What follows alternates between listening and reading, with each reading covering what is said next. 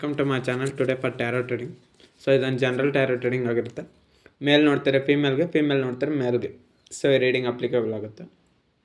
ನನ್ನ ಚಾನಲ್ ಯಾರೆಲ್ಲ ಲೈಕ್ ಮಾಡಿಲ್ಲ, ಶೇರ್ ಮಾಡಿ, ಸಬ್ಸ್ಕ್ರೈಬ್ ಮಾಡ್ಕೊಳ್ಳಿ. ಓಕೆ, ನೋಡುವಂಥ ನನ್ನ ವ್ಯೂವರ್ಸು ಅವ್ರ ಮನಸ್ಸಲ್ಲಿ ಪ್ರೀತಿಸ್ತಾರಂಥ ವ್ಯಕ್ತಿ ನನ್ನ ವ್ಯೂವರ್ಸ್ಗೆ ಸಿಗ್ತಾರ. ನೋಡುವಂಥ ನನ್ನ ವ್ಯೂವರ್ಸು ಅವ್ರ ಮನಸ್ಸಲ್ಲಿ ಪ್ರೀತಿಸ್ತಾರಂಥ ವ್ಯಕ್ತಿ ನನ್ನ ವ್ಯೂವರ್ಸ್ಗೆ ಸಿಗ್ತಾರ.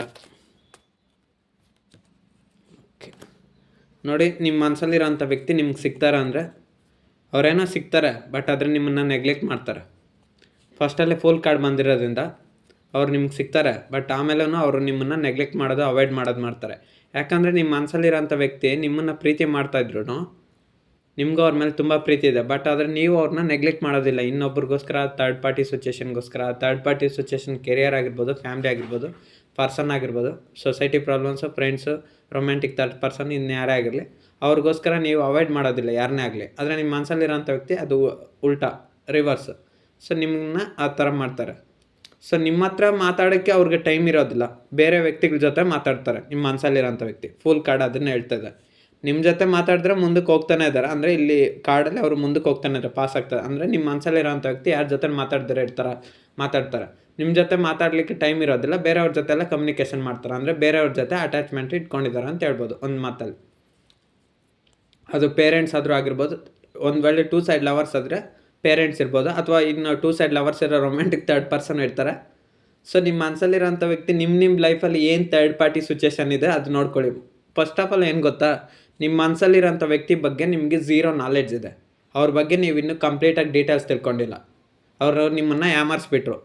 ಯಾಕಂದರೆ ನಿಮ್ಮ ಮನಸ್ಸಲ್ಲಿರೋಂಥ ವ್ಯಕ್ತಿ ನಿಮ್ಮನ್ನು ತುಂಬ ಅತಿಯಾಗಿ ಪ್ರೀತಿಸ್ತಾ ಇದ್ದೀನಿ ಅಂತ ಹೇಳ್ಬಿಟ್ಟು ತುಂಬ ಪ್ರೀತಿ ಮಾಡಿ, ಬಟ್ ಆ ಪ್ರೀತಿನ ನಿಮ್ಮ ಹತ್ರ ಅವ್ರು ಕಸ್ಕೊಂಡು, ಅವರೊಂದು ಎನರ್ಜಿ ತಗೊಂಡು ಅದನ್ನೆಲ್ಲ ಅವರು ಥರ್ಡ್ ಪಾರ್ಟಿ ಸಿಚುವೇಷನ್ಗೆ ಅಟ್ಯಾಚ್ಮೆಂಟ್ ಮಾಡ್ಕೊಂಬಿಟ್ರು ನಿಮ್ಮ ಮನಸ್ಸಲ್ಲಿರೋಂಥ ವ್ಯಕ್ತಿ. ಅವರೇನೇ ಹ್ಯಾಪಿಯಾಗಿ ಫೀಲ್ ಆದರು.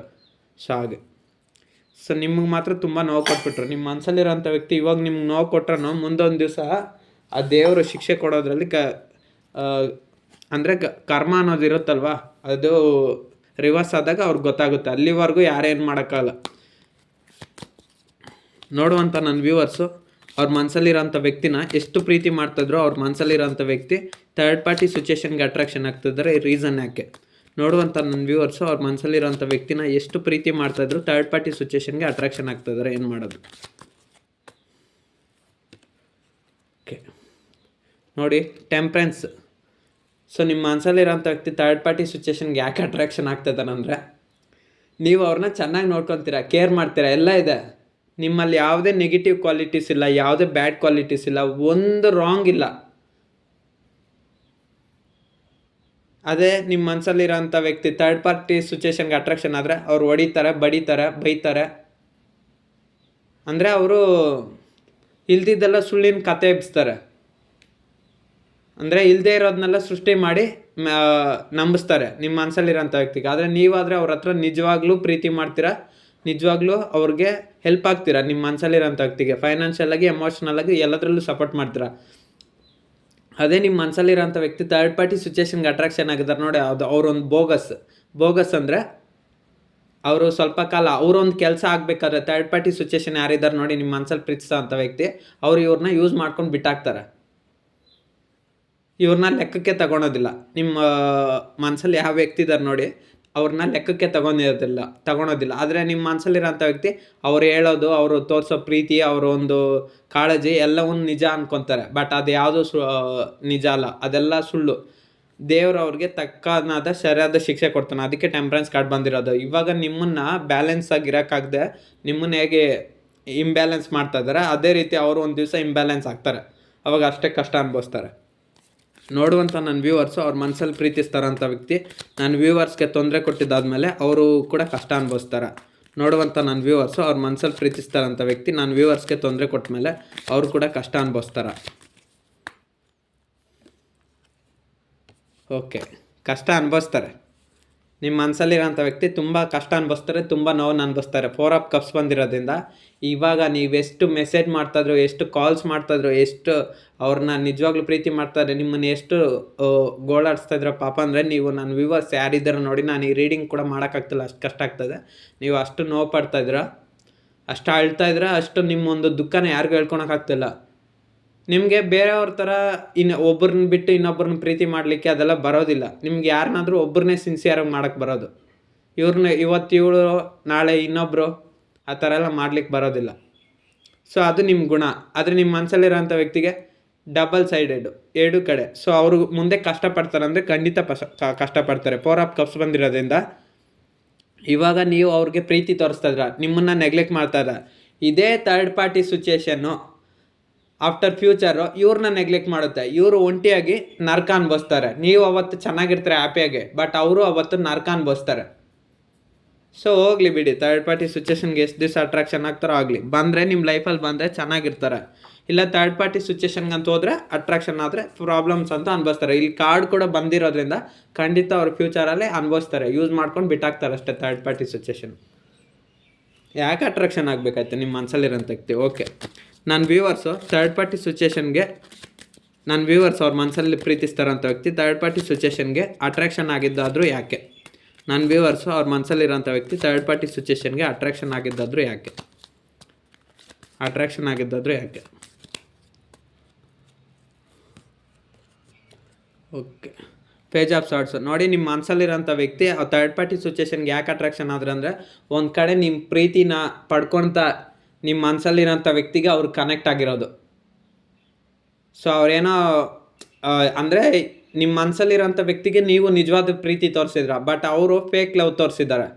ಸೊ ಅದು ಪೇರೆಂಟ್ಸ್ ಆಗಿರ್ಬೋದು, ಫ್ರೆಂಡ್ಸ್ ಆಗಿರ್ಬೋದು, ಸೊಸೈಟಿ ಪ್ರಾಬ್ಲಮ್ಸ್ ಆಗಿರ್ಬೋದು, ಅಥವಾ ರೊಮ್ಯಾಂಟಿಕ್ ಥರ್ಡ್ ಪರ್ಸನ್ ಆಗಿರ್ಬೋದು. ಅವರು ಒಂದು ಫೇಕ್ ಲವ್ನ ತೋರಿಸಿ ನಿಮ್ಮ ಮನಸ್ಸಲ್ಲಿರೋಂಥ ವ್ಯಕ್ತಿನ ಅಟ್ರ್ಯಾಕ್ಟ್ ಮಾಡ್ಕೊಂಡಿದ್ದಾರೆ. ಬಟ್ ಇವರು ಅದನ್ನೇ ರಿಯಲ್ ಅಂದ್ಕೊಂಡು ಹೊರಟಾಗಿದ್ದಾರೆ. ನೀವು ಮಾಡೋದೆಲ್ಲ ಫಾಲ್ಸ್ ಲವ್, ಫೇಕ್ ಲವ್, ಅವ್ರದ್ದು ನಿಜವಾದ ಲವ್ ಅಂತ ಹೊರಟೋಗಿರೋದು. ಬಟ್ ಇವಾಗ ಅವ್ರಿಗೆ ಇನ್ನೂ ಅರ್ಥ ಆಗ್ತಾಯಿಲ್ಲ. ಬಟ್ ಅದು ನಿಮ್ಮ ಮನಸ್ಸಲ್ಲಿರೋಂಥ ವ್ಯಕ್ತಿಗೆ ಅರ್ಥ ಆಗುತ್ತೆ. ಪೇಜ್ ಆಫ್ ಶಾರ್ಟ್ಸ್ ಬಂದಿರೋದ್ರೆ ನಿಮಗೆ ಗೊತ್ತಿಲ್ದಿರ ಸ್ಪೈ ಕಾರ್ಡ್ ಇದು. ಸೊ ನಿಮ್ಮ ಮನಸ್ಸಲ್ಲಿರೋಂಥ ವ್ಯಕ್ತಿ ಥರ್ಡ್ ಪಾರ್ಟಿ ಸಿಚುಯೇಷನ್ ಇದೆ ಅಂತ ನಿಮ್ಗೆ ಗೊತ್ತಿಲ್ಲ, ಆ ಥರ ಮೇಂಟೈನ್ ಮಾಡಿದ್ರು. ಬಟ್ ಆದರೆ ನೀವು ಹೆಂಗೋ ಒಂದು ತಿಳ್ಕೊಂಡ್ರೆ, ಈ ರೀಡಿಂಗ್ಸ್ ಮುಖಾಂತರ ತಿಳ್ಕೊಂಡಿರ್ಬೋದು, ಅಥವಾ ಬೇರೆ ಯಾರಾದರೂ ಹೇಳಿ ತಿಳ್ಕೊಂಡಿರ್ಬೋದು, ಹೆಂಗೋ ಒಂದು ಕಂಡಿಡ್ಕೊಂಡ್ರಿ ನಿಮ್ಮ ಮನಸ್ಸಲ್ಲಿರೋಂಥ ವ್ಯಕ್ತಿ ನಿಮಗೆ ಗೊತ್ತಿಲ್ದಂಗೆ ರಹಸ್ಯವಾಗಿ ಥರ್ಡ್ ಪಾರ್ಟಿ ಸಿಚುಯೇಷನ್ ಜೊತೆ ವ್ಯವಹಾರ ಮಾಡ್ತಾಯಿದ್ರು ಅಂತ. ಅಂದರೆ ಥರ್ಡ್ ಪಾರ್ಟಿ ಸಿಚುಯೇಷನ್ಗೆ ತುಂಬ ಕ್ಲೋಸ್ ಆಗಿದ್ದಾರೆ, ನಿಮ್ಮನ್ನು ನೆಗ್ಲೆಕ್ಟ್ ಮಾಡ್ತಾಯಿದ್ರು ಅಂತ ನಿಮ್ಗೆ ಗೊತ್ತಾಯಿತು. ಪೇಜ್ ಆಫ್ ಶಾರ್ಟ್ಸ್ ಅದೇ ಹೇಳ್ತದೆ, ಸ್ಪೈ. ನಿಮಗೆ ಗೊತ್ತಿಲ್ದಿರೋ ಹಂಗೆ ನಿಮ್ಮ ಮನಸ್ಸಲ್ಲಿರೋಂಥ ವ್ಯಕ್ತಿ ಇನ್ನೊಬ್ಬರ ಜೊತೆ ಕಾಂಟ್ಯಾಕ್ಟ್ ಇಟ್ಕೊಂಡಿರ್ಬೋದು. ಅದು ಒಂದು ವೇಳೆ ರೊಮ್ಯಾಂಟಿಕ್ ಪಾರ್ಟಿ ಆಗಿದ್ರೆ, ಪರ್ಸನ್ ಆಗಿದ್ರೆ. ಸೊ ಅವ್ರ ಜೊತೆ ಯಾವುದೇ ರಿಲೇಷನ್ ಆಗಿರ್ಬೋದು, ಫಿಸಿಕಲ್ ರಿಲೇಷನ್ ಆದರೂ ಇರ್ಬೋದು, ಅಥವಾ ಜಸ್ಟ್ ಫಾರ್ ಕಾಂಟ್ಯಾಕ್ಟ್ ಆದರೂ ಇರ್ಬೋದು. ಇವತ್ತು ಜಸ್ಟ್ ಕಾಂಟ್ಯಾಕ್ಟ್ ಇರುತ್ತೆ, ನಾಳೆ ಫಿಸಿಕಲ್ ರಿಲೇಷನ್ ಇರುತ್ತೆ. ಸೊ ಅದಿರ್ಬೋದು. ನಿಮ್ಮ ಮನಸ್ಸಲ್ಲಿರೋಂಥ ವ್ಯಕ್ತಿ ಮಾತ್ರ ನಿಮ್ಮನ್ನು ತುಂಬ ನೋಯಿಸ್ತಾ ಇದ್ದಾರೆ. ಓಕೆ, ನನ್ನ ವ್ಯೂವರ್ಸ್ ಅವರ ಪ್ರೆಸೆಂಟ್ ಸಿಚುಯೇಷನ್ ಯಾವ ರೀತಿ ಇದೆ? ನನ್ನ ವ್ಯೂವರ್ಸ್ ಅವರ ಪ್ರೆಸೆಂಟ್ ಸಿಚುಯೇಷನ್ ಯಾವ ರೀತಿ ಇದೆ ಇವಾಗ? ನನ್ನ ವ್ಯೂವರ್ಸ್ ಅವರ ಪ್ರೆಸೆಂಟ್ ಸಿಚುಯೇಷನ್ ಯಾವ ರೀತಿ ಇದೆ ಇವಾಗ? ಓಕೆ ನೋಡಿ, ನೀವೇನೋ ಇವಾಗಲೂ ಅವ್ರು ಬಂದರೆ ಕ್ಷಮಿಸೋಕೆ ರೆಡಿ ಇದ್ದೀರಾ, ಬಟ್ ಒಪ್ಕೊಳಕ್ಕೂ ರೆಡಿ ಇದ್ದೀರಾ. ನ್ಯೂ ಬಿಗಿನಿಂಗ್ಸ್ ಆದರೆ ಸಾಕು ಅಂತ ಕಾದಿದ್ರೆ. ಯಾಕಂದರೆ ನಿಮ್ಮ ಮನಸ್ಸಲ್ಲಿರೋಂಥ ವ್ಯಕ್ತಿಗೆ ನೀವು ತುಂಬ ಅವಕಾಶಗಳು ಕೊಟ್ಟರೆ ಅವ್ರು ಇವಾಗೂ ನೀವು ಕ್ಷಮಿಸೋಕೆ ರೆಡಿ ಇದ್ದೀರಾ. ಬಟ್ ಆದರೆ ಅದೇ ತುಂಬ ಅತಿ ಆಯಿತು ಅಂದರೆ ನೀವು ಒಂದು ಟೈಮಲ್ಲಿ ಮತ್ತೆ ಕ್ಷಮಿಸೋಕೆ ರೆಡಿ ಇಲ್ಲ. ಏಸ್ ಆಫ್ ವಾಂಡ್ಸು. ಸೊ ಎಲ್ಲನೋ ಹೋಗಲಿ ಅಂತ ನೀವು ಮನಸಾರೆ ಪ್ರೀತಿಸ್ತಿದ್ದೀರಾ ಅಂತ 2 ಸೈಡ್ ಲವರ್ಸ್ ಆದ್ರಾಗಲಿ, marriage and separation no contact ಆದ್ರಾಗಲಿ ಸ್ವಲ್ಪ ಫರ್ಗಿವ್ನೆಸ್ ಕೊಡೋಕ್ಕೆ ರೆಡಿ ಇದ್ದೀರಾ ನ್ಯೂ ಬಿಗಿನಿಂಗ್ಸ್ಗೆ. ಬಟ್ ನಿಮ್ಮ ಮನಸ್ಸಲ್ಲಿರೋಂಥ ವ್ಯಕ್ತಿ ಅದನ್ನ ಇನ್ನೂ ಅಡ್ವಾಂಟೇಜಾಗಿ ತೊಗೊಂಡು ಇನ್ನೂ ಜಾಸ್ತಿ ಮಾಡಿದರೆ ನೀವು ಆಮೇಲೆ ಆಫ್ಟರು ಕ್ಷಮಿಸೋದಿಲ್ಲ ಅವ್ರನ್ನ. ಸೊ ನಿಮ್ಮ ಪ್ರೆಸೆಂಟ್ ಸಿಚುಯೇಷನ್ನು ಮತ್ತೆ ಎಲ್ಲ ಸಮಸ್ಯೆಗಳು ಸರಿ ಹೋಗ್ಲಂತ ಹೊಸ ಒಂದು ಆಲೋಚನೆ ನಿಮ್ಗೆ ಬರ್ತಾಯಿದೆ. ನನ್ನ ವ್ಯೂವರ್ಸ್ ಅವ್ರ ಮನಸ್ಸ ಪ್ರೀತಿಸ್ತಾರಂಥ ವ್ಯಕ್ತಿ ಪ್ರೆಸೆಂಟ್ ಸಿಚುಯೇಷನ್ ಏನು? ನನ್ನ ವ್ಯೂವರ್ಸ್ ಅವ್ರ ಮನಸ್ಸ ಪ್ರೀತಿಸ್ತಾರಂಥ ವ್ಯಕ್ತಿ ಪ್ರೆಸೆಂಟ್ ಸಿಚುಯೇಷನ್ ಏನು?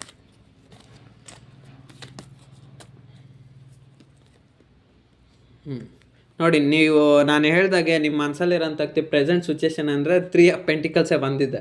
ಥರ್ಡ್ ಪಾರ್ಟಿ ಸಿಚುಯೇಷನ್ ಜೊತೆ ಅಟ್ರಾಕ್ಷನಲ್ಲಿದ್ದಾರೆ, ಅಟ್ಯಾಚ್ಮೆಂಟಲ್ಲಿದ್ದಾರೆ. ಒಂದು ಕಡೆ ನಿಮ್ಮನ್ನು ಮೇಂಟೈನ್ ಮಾಡ್ತಾ, ಇನ್ನೊಂದು ಕಡೆ ಥರ್ಡ್ ಪಾರ್ಟಿ ಸಿಚುಯೇಷನ್ನು ಮೇಂಟೈನ್ ಮಾಡ್ತಾ. ಸೊ ಪ್ರತಿಯೊಬ್ಬರ ಲೈಫಲ್ಲೂ ಒಂದು ಥರ್ಡ್ ಪಾರ್ಟಿ ಸಿಚುಯೇಷನ್ ಇದೆ. ಸೊ ಇಲ್ಲಿ ನನ್ನ ವ್ಯೂವರ್ಸ್ ಯಾರಿದ್ದೀರ ನೋಡಿ, ಅವರು ಇಲ್ದಿರ ಅಂತಲ್ಲ. ಬಟ್ ಆ ಥರ್ಡ್ ಪಾರ್ಟಿ ಸಿಚುಯೇಷನ್ ಏನಂತ ನಿಮ್ಮ ಮನಸ್ಸಲ್ಲಿರೋಂಥ ವ್ಯಕ್ತಿ ಬಗ್ಗೆ ಇನ್ನೂ ಪೂರ್ತಿಯಾಗಿ ಇನ್ಫಾರ್ಮೇಷನ್ ತಿಳ್ಕೊಳ್ಳಿ. ಅವರು ಒಂದು ನಿಜವಾದ ಬಣ್ಣ ಬಯಲಾಗುತ್ತೆ. ಸೊ ಆವಾಗ ಗೊತ್ತಾಗುತ್ತೆ ಇಂಥ ವ್ಯಕ್ತಿನ ನಾನು ಪ್ರೀತಿ ಮಾಡಿದ್ದಂತ. ಒಬ್ಬ ವ್ಯಕ್ತಿನ ನಿಜವಾಗ್ಲೂ ಪ್ರೀತಿ ಮಾಡಿದರೆ ಆ ವ್ಯಕ್ತಿ ಇನ್ನೊಬ್ಬರ ಕಡೆ ಪ್ರೀತಿ ತೋರ್ಸೋಕ್ಕೆ ರೆಡಿನೇ ಇರಬಾರ್ದು. ತೋರಿಸಿದ್ರೆ ನಿಮಗೆ ತೋರಿಸ್ಬೇಕು, ಇಲ್ಲಾಂದರೆ ಬೇರೆ ಯಾರಿಗೂ ತೋರಿಸ್ಬಾರ್ದು. ಆ ಥರ ಇರಬೇಕು ನಿಜವಾದ ಪ್ರೀತಿ ಅಂದರೆ. ಬಟ್ ಆ ಥರ ಪ್ರೀತಿ ಈ ಜನ್ರೇಷನ್ ಇಲ್ಲಿಲ್ಲ. ಸೊ ಆ ಥರ ಪ್ರೀತಿ ತೋರ್ಸೋಕ್ಕೆ ಯಾರಿನಿಂದ ಸಾಧ್ಯ ಅಂದರೆ ಒಂದು ದೇವರಿಂದ ಮಾತ್ರ ಸಾಧ್ಯ. ಮನುಷ್ಯರ ಕೈಯಲ್ಲಿ ಅದಿಲ್ಲ. ಸೊ ಇದು ಕಲಿಯುಗ ಆಗಿರೋದ್ರಿಂದ ಮನುಷ್ಯರಲ್ಲಿ ಯಾವುದೇ ಥರ ನಿಜವಾದ ಪ್ರೀತಿ ಇಲ್ಲ. ಸೊ ಅದೇ ದೇವರು ಒಂದು ನೋಡಿ, ನಾನು ವ್ಯೂವರ್ಸ್ ಯಾರಿದ್ದೀರ ನೋಡಿ, ನೀವು ಕೆಲವರಂತೂ ತುಂಬ ದೈವ ಭಕ್ತರಿರ್ತೀರ. ಅಂದರೆ ದೇವಸ್ಥಾನಕ್ಕೆ ಪೂಜೆಗೆ ಹೋಗೋದು, ಪೂಜೆ ಮಾಡೋದು, ದೇವರಂದರೆ ಜಾಸ್ತಿ ಇಷ್ಟ ಇರೋದು. ಸೊ ದೇವ್ರ ಮೇಲೆ ನಂಬಿಕೆ ಎಲ್ಲೋ ಒಂದು ಕಡೆ, ಒಂದು ವೇಳೆ ದೇವಸ್ಥಾನಕ್ಕೆ ಹೋಗ್ದಿರೋದ್ರು ದೇವ್ರ ಮೇಲೆ ಅಷ್ಟೊಂದು ನಂಬಿಕೆ ಇಲ್ದಿರೋದ್ರೂ ಒಬ್ರಿದ್ದಾರೆ ಕಾಪಾಡ್ತಾರೆ. ನಮಗೇನೇ ಆಪತ್ತು ಬಂದರು ಅಂದರೆ ಏನೇ ಪ್ರಾಬ್ಲಮ್ಸ್ ಬಂದರೂ ನಾವು ತಪ್ಪು ಮಾಡಿದರೆ ನಮ್ಮನ್ನು ಶಿಕ್ಷೆ ಕೊಡೋದಕ್ಕೆ ಒಬ್ರಿದ್ದಾರೆ ಅಂತ ಒಂದು ಬಿಲೀವ್ ಸಿಸ್ಟಮ್ ಆದರೂ ಇದೆ. ಕೆಲವರು ದೇವ್ರನ್ನ ಪಕ್ಕ ನಂಬ್ತೀರ, ಇನ್ನು ಕೆಲವ್ರನ್ನ ನಂಬಿಕೆ ಇಲ್ದಿರ ಇದ್ರೂ ಅಂದರೆ ನಿಮ್ಮ ಲೈಫಲ್ಲಿ ನಿಮ್ಗೆ ಕಷ್ಟಗಳು ಜಾಸ್ತಿ ಕೊಟ್ಟಿರ್ಬೋದು, ಅದಕ್ಕೆ ಸ್ವಲ್ಪ ನಂಬಿಕೆಯನ್ನು ಕಳ್ಕೊಂಡಿರ್ತೀರ. ಸೊ ಆದ್ರೂ ನಿಮಗೆ ತಪ್ಪು ಮಾಡಬಾರ್ದು. ತಪ್ಪು ಮಾಡಿದರೆ ಶಿಕ್ಷೆ ಕೊಡಲಿಕ್ಕೆ ಯಾರೋ ಒಬ್ರು ಇದ್ದಾರೆ, ದೇವರು ಅಂತ ಯಾರೋ ಒಬ್ಬ ಸ್ಥಾನದಲ್ಲಿ ಇದ್ದಾರೆ ಅಂತ ಒಂದು ಬಿಲೀವ್ ಸಿಸ್ಟಮ್ ಆದರೆ ನಿಮಗಿದೆ. ಸೊ ಎರಡೂ ಒಂದೇ, ಬಟ್ ದೇವ್ರ ಮೇಲೆ ನಂಬಿಕೆ ಇದೆ. ಸೊ ಹಾಗೆ ದೈವ ಶಕ್ತಿ ಏನಾದರೂ ಇದ್ದೆ ಅಂಥವ್ರು ಮಾತ್ರ ನಿಜವಾಗ್ಲೂ ಪ್ರೀತಿ ಮಾಡಿಕೊಂಡು ಅವ್ರು ಏನೇ ತಪ್ಪು ಮಾಡಿದ್ರು ಕ್ಷಮಿಸ್ತಾರೆ. ಬಟ್ ನಿಮ್ಮ ಮನಸ ಪ್ರೀತಿಸ್ತಾರಂಥ ವ್ಯಕ್ತಿ ಅವ್ರನ್ನೂ ಮೇಂಟೈನ್ ಮಾಡ್ತಾ ನಿಮ್ಮನ್ನು ಈ ಕಡೆ ಪ್ರೀತಿ ಮಾಡ್ತಾ ಇದ್ದು ಈ ಥರ ಸುಳ್ಳಿನ ಪ್ರೀತಿ ಅನ್ನೋದು ಮಾಡಬಾರ್ದು. 3 ಆಫ್ ಪೆಂಟಿಕಲ್ಸ್ ಅದೇ ಹೇಳ್ತಾ ಇದೆ. ಅವ್ರಿಗೂ ಅಟ್ಯಾಚ್ ಆಗಿದ್ದಾರೆ, ನಿಮಗೂ ಅಟ್ಯಾಚ್ ಆಗಿದ್ದಾರೆ. ಈ ಕಡೆ ನಿಮ್ಮನ್ನು ಬಿಟ್ಬಿಡಲ್ಲ, ಆ ಕಡೆ ಅವ್ರನ್ನೂ ಬಿಡಲ್ಲ. ಈ ಕಡೆ ನಿಮಗೆ ತುಂಬ ನೋವು ಕೊಡ್ತಾ ಇದ್ದಾರೆ, ಅವರ ಜೊತೆ ಅವ್ರಿಗೆ ಹ್ಯಾಪಿನೆಸ್ ತುಂಬ್ತಾ ಇದ್ದಾರೆ. ನಿಮ್ಮ ಮನಸ್ಸಲ್ಲಿರೋಂಥ ವ್ಯಕ್ತಿ ನೋಡ್ಕೊಳ್ಳಿ. ಇವಾಗ ಅವ್ರಿಗೆ ಹ್ಯಾಪಿನೆಸ್ ತುಂಬ್ತಾರಲ್ಲ, ನಿಮ್ಮ ಮನಸ್ಸಲ್ಲಿರೋಂಥ ವ್ಯಕ್ತಿ ನಿಮ್ಮ ಹ್ಯಾಪಿನೆಸ್ಸು ಸಿಗದೆ, ಅವ್ರ ಹ್ಯಾಪಿನೆಸ್ಸು ಸಿಗದೆ ಒಂಟಿಯಾಗಿ ನರಕ ಅನ್ಭವಿಸ್ತಾರೆ. ಅವಾಗ ಗೊತ್ತಾಗುತ್ತೆ ನಿಮ್ಮ ಮನಸ್ಸಲ್ಲಿರೋಂಥ ವ್ಯಕ್ತಿಗೆ ನೀವೆಷ್ಟು ನೋವು ಪಡ್ತಾಯಿದ್ರೆ ಗೊತ್ತಾ. ನನ್ನ ವ್ಯೂವರ್ಸು ಎಷ್ಟು ನೋವು ಪಡ್ತಾಯಿದ್ದಾರೆ, ನನ್ನ ವ್ಯೂವರ್ಸು ಎಷ್ಟು ದುಃಖ ಪಡ್ತಾಯಿದ್ದಾರೆ, ನಾನು ನೋಡುವಂಥ ನನ್ನ ಯೂಟ್ಯೂಬ್ ವ್ಯೂವರ್ಸು ಎಷ್ಟು ದುಃಖ ಪಡ್ತಾಯಿದ್ದಾರೆ, ನೋಡುವಂಥ ನನ್ನ ಯೂಟ್ಯೂಬ್ ವ್ಯೂವರ್ಸು ಎಷ್ಟು ದುಃಖ ಪಡ್ತಾಯಿದ್ದಾರೆ, ನೋಡುವಂಥ ನನ್ನ ಚಾನಲ್ ವ್ಯೂವರ್ಸು ಎಷ್ಟು ದುಃಖ ಪಡ್ತಾಯಿದ್ದಾರೆ, ನೋಡುವಂಥ ನನ್ನ ಚಾನಲ್ ವ್ಯೂವರ್ಸು ಎಷ್ಟು ದುಃಖ ಪಡ್ತಾಯಿದ್ದಾರೆ. ಓಕೆ ನೋಡಿ, ನೀವೆಷ್ಟು ದುಃಖ ಪಡ್ತಾಯಿದ್ರೆ ಅಂದರೆ ಕೆಲವ್ರಿಗೆ ಆಲ್ರೆಡಿ ಮದುವೆ ಆಗಿದ್ರೆ, ಮದುವೆ ಆಗಿ ಏನಾದರೂ ಸಪ್ರೇಷನ್ ಆಗಿದ್ರೆ ನಿಮ್ಮ ಮಕ್ಕಳ ಜೊತೆ ಮಾತ್ರ ನೀವು ಕಾಲ ಕಳೀತಾ ಇದ್ರೆ, ಅಂದರೆ ನಿಮ್ಮ ಹಸ್ಬೆಂಡ್ ಆಗಿರ್ಬೋದು, ನಿಮ್ಮೊಂದು ವೈಫ್ ಆಗಿರ್ಬೋದು ದೂರ ಆಗಿದ್ದಾರೆ, ತುಂಬ ನರಕ ಅನುಭವಿಸ್ತಾ ಇದ್ರೆ. ಯಾಕಂದರೆ ನಿಮ್ಮ ಮಕ್ಕಳಿಗೆ ಹೇಳೋಕ್ಕಾಗೋದಿಲ್ಲ ಯಾಕೆ ದೂರ ಆದರು ಅಂತ. ಸೊ ಈ ಥರ ಅಪ್ಪ ಕೆಟ್ಟವರು ಅಮ್ಮ ಕೆಟ್ಟವರು ಅಂತ ಹೇಳೋಕ್ಕಾಗೋದಿಲ್ಲ. ಒಂದು ವೇಳೆ 2 ಸೈಡ್ ಲವರ್ಸ್ ಆದರೆ, ನೀವು ಪ್ರೀತಿಸಿದಂಥ ವ್ಯಕ್ತಿನೇ ಈ ರೀತಿ ಮಾಡಿದರೆ ಇನ್ನು ಯಾರನ್ನ ನಂಬಬೇಕಂತ ನಿಮಗೆ ಗೊತ್ತಿಲ್ಲ. ನೀವು ಪ್ರೀತಿಸಿದಂಥ ವ್ಯಕ್ತಿನೇ ನಿಮ್ಮನ್ನು ಪ್ರಾಣಕ್ಕಿಂತ ಹೆಚ್ಚಾಗಿ ಪ್ರೀತಿ ಮಾಡಿ ಮತ್ತೆ ಮೋಸ ಮಾಡಿ ಇನ್ನೊಬ್ಬರ ಜೊತೆ ಅಟ್ಯಾಚ್ಮೆಂಟ್ ಇದ್ದಾರೆ, ಅಂದರೆ ಅದು ಫ್ಯಾಮ್ಲಿ ಜೊತೆ ಆದರೂ ಇರ್ಬೋದು. ಆ ಥರ ಇದ್ಮೇಲೆ ನಿಮ್ಮನ್ನ ಯಾಕೆ ಪ್ರೀತಿ ಮಾಡಬೇಕಂತ ನಿಮಗೊಂದು ಡೌಟ್ ಇವಾಗ ಶುರುವಾಗಿದೆ. ಸೊ ಅವ್ರನ್ನ ಯಾಕೆ ಪ್ರೀತಿ ಮಾಡಿದ್ರಿ ಅಂದರೆ ನೀವು ಅವ್ರನ್ನ ಮನಸಾರೆ ಇಷ್ಟಪಟ್ರಿ, ಅದು ತುಂಬ ಪ್ರೀತಿ ಮಾಡಿದ್ರಿ.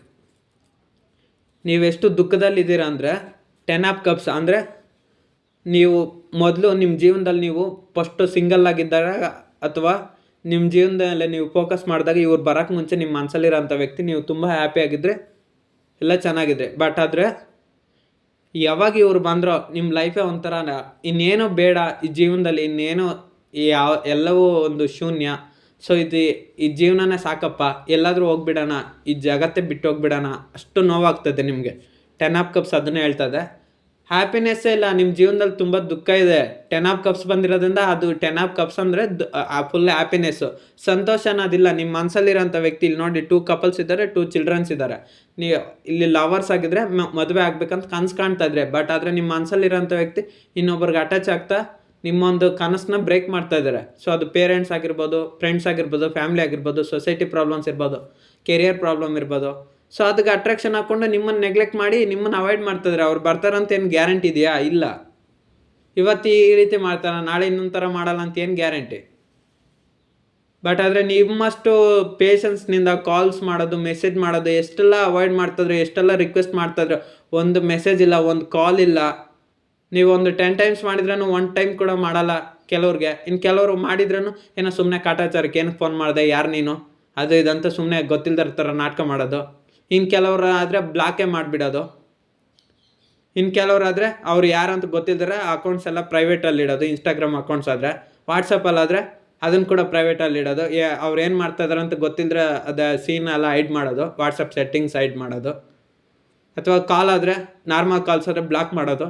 ಅವ್ರ ಹತ್ರ ಹೋದರೆ ಅವ್ರು ಮಾತಾಡೋಲ್ಲ, ಏನಾದರೂ ಆ್ಯಕ್ಷನ್ ತೊಗೊಂಡ್ರೆ ನೀವು ಅವರು ರಿಪ್ಲೈ ಕೊಡೋಲ್ಲ ನಿಮಗೆ. ನೋಡಿ, ನಿಮ್ಮ ಮನಸ್ಸಲ್ಲಿರೋಂಥ ವ್ಯಕ್ತಿ ಥರ್ಡ್ ಪಾರ್ಟಿ ಸಿಚುವೇಷನ್ ಇವ್ರಿಗೆ ಮೋಸ ಮಾಡಬೇಕು, ಅಲ್ಲಿವರೆಗೂ ಬುದ್ಧಿ ಬರೋಲ್ಲ.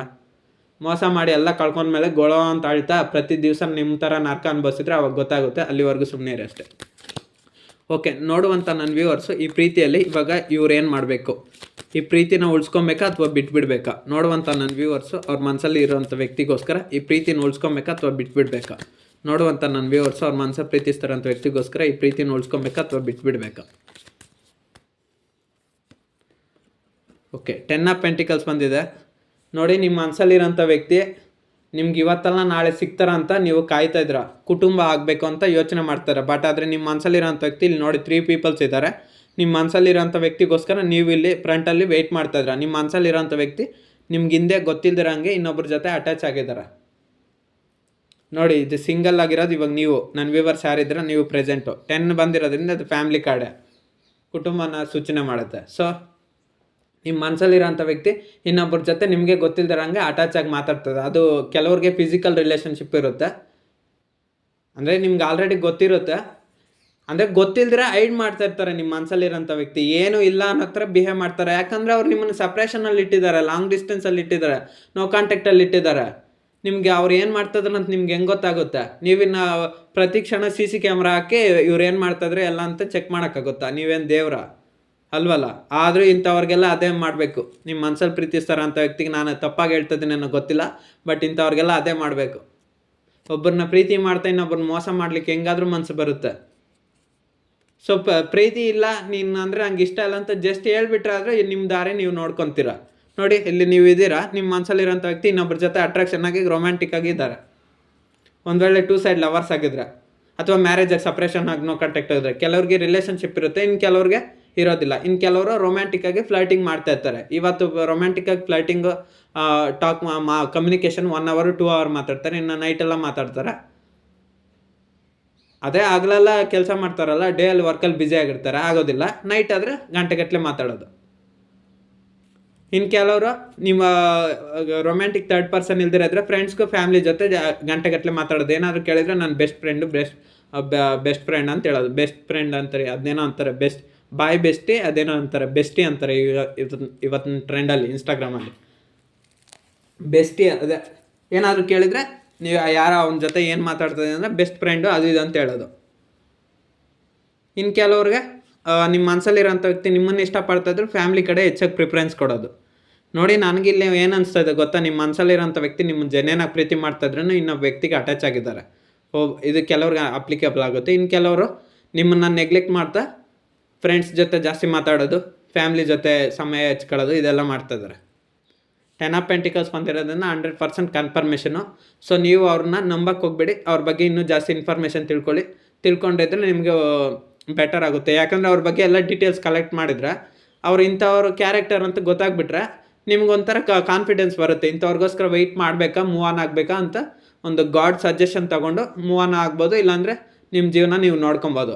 ಅದೇ ಇವ್ರಿಗೋಸ್ಕರನೇ ನೀವು ವೆಯ್ಟ್ ಮಾಡ್ತಾಯಿದ್ರೆ ನಿಮ್ಮ ಜೀವನದಲ್ಲಿ ನೀವು ತುಂಬ ನರ್ಕ ಅನ್ಭವಿಸ್ತೀರ. ಅದು ಎಲ್ರಿಗೂ ಅಪ್ಲಿಕೇಬಲ್ ಆಗುತ್ತೆ, ಪ್ರತಿಯೊಬ್ಬರಿಗೂ ಅನ್ವಯ ಆಗುತ್ತೆ. ಹಸ್ಬೆಂಡ್ ಆ್ಯಂಡ್ ವೈಫಾಗಿ ಸಪ್ರೇಷನ್ ಆಗಿದ್ರು ಪರವಾಗಿಲ್ಲ. ಇನ್ನು ಕೆಲವ್ರು ಇರ್ತಾರೆ ಹಸ್ಬೆಂಡ್ ಆ್ಯಂಡ್ ವೈಫಾಗಿ ಕಾಂಟ್ಯಾಕ್ಟಲ್ಲಿದ್ರೇನೋ, ಸೊ ನಾನು ನೋಡ್ತಾರೆ ನನ್ನ ವ್ಯೂವರ್ಸ್, ಇನ್ನು ಕೆಲವ್ರು ಇರ್ತಾರೆ ಹಸ್ಬೆಂಡ್ ಆ್ಯಂಡ್ ವೈಫ್ ಕಾಂಟ್ಯಾಕ್ಟಲ್ಲಿ ಇರ್ತಾರೆ, ಬಟ್ ಆದರೂ ನಿಮ್ಮ ಮನಸ್ಸಲ್ಲಿರೋಂಥ ವ್ಯಕ್ತಿ ಒಟ್ಟಿಗೆ ಒಂದೇ ಮನೇಲಿದ್ರೇನೋ ಇನ್ನೊಬ್ಬರ ಜೊತೆ ಗೊತ್ತಿಲ್ದಿರಂಗೆ ರಹಸ್ಯವಾಗಿ ಕನೆಕ್ಷನ್ ಇಟ್ಕೊಂಡಿರ್ತಾರೆ. ಸೊ ಅದು ನಿಮಗೆ ಗೊತ್ತಿಲ್ದಿರಂಗೆ ಹೈಡ್ ಮಾಡ್ತಾ ಇರ್ತಾರೆ. ಸೊ ಈ ಕಾರ್ಡಲ್ಲಿ ಬಂದಿರೋದ್ರಿಂದ ನೋಡ್ತಾರೆ ನನ್ನ ವ್ಯೂವರ್ಸ್ ಯಾರೇ ಆಗಿರಲಿ, ನೀವು ನೋಡ್ತಾರೋ ಪ್ರತಿಯೊಬ್ಬರು ನಿಮ್ಮ ವ್ಯಕ್ತಿಗೆ ಯಾವುದೋ ಒಂದು ಕಾಂಟ್ಯಾಕ್ಟ್ ಮಾತ್ರ ಕಂಪಲ್ಸರಿ ಇದೆ. ಸೊ ಅವರು ನಿಮ್ಗೆ ಅಟ್ರಾಕ್ಷನ್ ಮಾಡ್ಕೊತಾನೆ ಇನ್ನೊಬ್ಬರ ಜೊತೆ ಅಟ್ಯಾಚ್ಮೆಂಟ್ ಇದೆ. ನೋಡುವಂಥ ನನ್ನ ವ್ಯೂವರ್ಸು ಫೈನಲಾಗಿ ಅವ್ರ ವ್ಯಕ್ತಿಗೋಸ್ಕರ ವೆಯ್ಟ್ ಮಾಡಬೇಕಾ ಅಥವಾ ಮೂವ್ ಆನ್ ಆಗಬೇಕಾ? ನೋಡುವಂಥ ನನ್ನ ವ್ಯೂವರ್ಸು ಅವ್ರ ವ್ಯಕ್ತಿಗೋಸ್ಕರ ವೆಯ್ಟ್ ಮಾಡಬೇಕಾ ಅಥವಾ ಮೂವ್ ಆನ್ ಆಗಬೇಕಾ?